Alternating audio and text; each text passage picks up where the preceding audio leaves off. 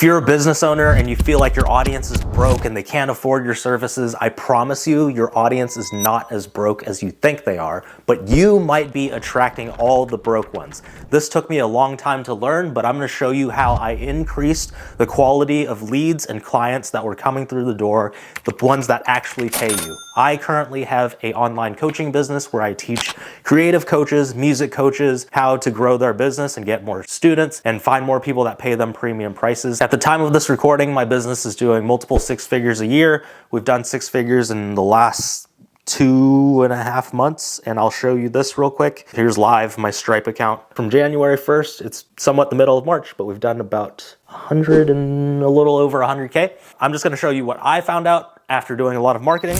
In marketing, they always talk about how you should talk about your people's pain points and their desires, but they never specify on which pain point or desire to talk about. So we always throw out like, hey, are you feeling so discouraged? Are you so tired that you can't play your instrument after work? And we throw out these pain points that our audience is having, but these pain points aren't specific enough. And so they're just very generalized. And when you throw out general pain points, you have to be really, really intentional about what pain points you're talking about, because those pain points could easily be attracting broke people. I used to have a music production program where I talked about, are you having trouble selling your beats? No one's buying from you. And guess what the problem was there? They didn't have any money. So we always have to be cautious of the things that we talk about. We want to talk about specific pain points that only successful people or people who are putting in the effort are doing. So if we talk about a pain point or a desire, there's general pain points. Are you having a hard time playing chords? Are you having a hard time getting the motivation after a long day of work? You come home and you're too exhausted to even practice your instrument. If you say that in your ad, if you say that in your content, guess who you're going to attract? Procrastinators, right? People that are not putting in the work, people that are unmotivated, and you subconsciously may not realize this, but some of your messaging, if you think about it now, can you think of some words that you're saying that could be attracting people that don't have money, that can't afford you? I know we talked about marketing already, but if you don't even have a good offer or an offer that is worth a lot, you're probably going to be attracting broke people. Think about someone who shops based on price. They click on a website, what's the price there? They click on another website, what's the price there? What's the price there? What's the price there? It's a shopping based on the price. They don't care what they get out of it. They're looking for the cheapest option. And who do you think is doing that? It's the people that are shopping around. They're not that serious. They're kind of interested, so they're looking for the cheapest alternative. And when you're in a price battle with everybody, and you're on the same level with everybody, they could go anywhere and get the same service. Plus, they don't really care because they're not that dedicated. If you gave somebody a low price who is absolutely serious about music or a creative skill, and they really, really want to learn it to a level where they want to do it professionally, do you think in their mind, do they believe that a $47 an hour lesson is going to fix the problem for them? If you have a big problem, you don't expect a cheap solution is going to fix it. And so that's the biggest thing before even marketing. Is your offer dialed in? Do you have something that's actually of value? People judge your brand based on the pricing is the first thing. If I handed you a guitar and you don't know anything about this guitar, and I said it was $99, that's the only thing you knew about it, and I handed you another guitar and I said this guitar is $10,000. Be honest, before you even hear any of it, which guitar do you assume sounds better? The $10,000 one. Why? Purely because of price.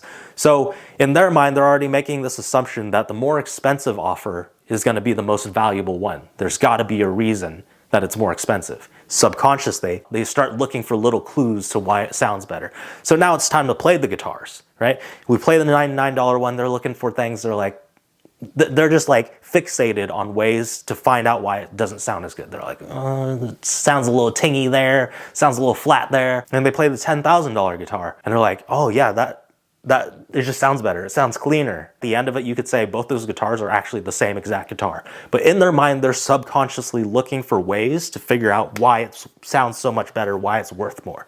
So before they even know about your brand, before they even know anything about you, all they know is price. They're going to judge you based on that. So you should have something valuable in place. But just to get back to this, the marketing, if you're talking about general pain points, general desires, you're going to attract everybody, right? You're going to attract all the people who are just tire kickers, they're just looking for some cheap solution. You will get those people that are very serious, but it's gonna be hard to filter out the people who aren't serious and the people who are serious. So why don't you make it a little bit easier on yourself by marketing to the right people? You got to think about their specific pain points, and you got to talk about that in your marketing, because if you can attract the right people, you have to do a lot less work. And we do this by talking about specific pain points or specific desires only they would understand. So again, if I said, do you want to learn guitar, but you get off of work and you're too tired, you get procrastinators. Now, if I said something along the lines of, are you posting guitar content every single day? You've been doing it for the last 3 months, but you're not bringing in as many followers or getting as much attention as you know you possibly could. So you know you're doing something wrong and you know you can fix it, but you just don't know what that thing is. Who is that going to attract? It's going to attract somebody who's trying, putting in the effort, realize they have a problem, and they're dying for a solution. So if we're specific about pain points only they're going through, we're going to attract only them. If somebody heard that and they're not posting every day, they haven't been consistent, and they don't realize any of that, they're not going to be attracted to that, and they're not going to click on your ad, and they're not going to want your offer. And so you filter out these people by default, and you attract these people by default. So this was a massive, massive thing that I had to learn after spending a lot of money on ads. I lost a lot just learning this concept alone, that you do want to talk about specific pain points only those type of people are going through. You want to speak language only those people know. So it could be anything from, have you been running ads but you're not like getting the ROAS you want, or nerdy things like that.